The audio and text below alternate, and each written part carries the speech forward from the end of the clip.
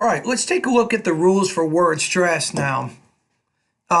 It's a lot more complicated than this, but I just wanted to give you a general idea about what word stress is. So every word that has more than one syllable, we call these multisyllabic words, and you want to make sure you're placing the primary stress on the right vowel or the right syllable of that word.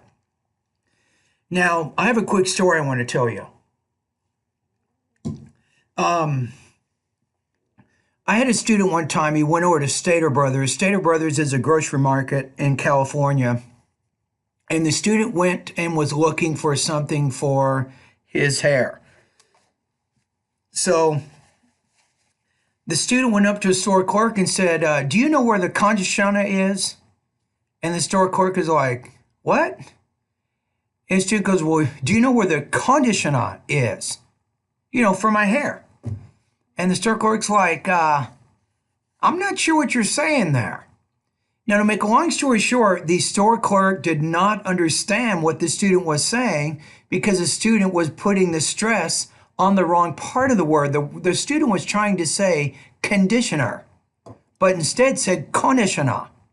Conditioner or conditioner, you're pronouncing this basically the same sounds in both words, but the stress is different. So you have to be, I think, pretty good at placing the stress on the right part of these multisyllabic words. So here's at least 3 basic rules. And remember, there's a lot more than this, but just 3 basic things you want to think about. And this relates to 2-syllable words. So most 2-syllable nouns, you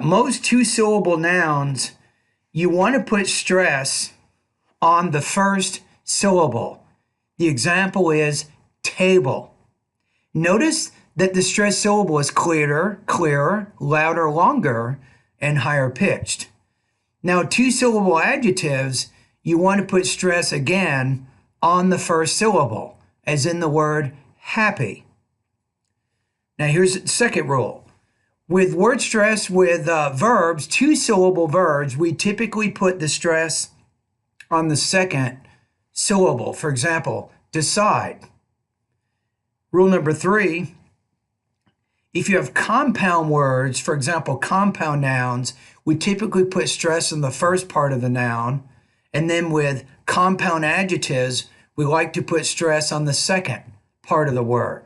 For example, greenhouse, old-fashioned.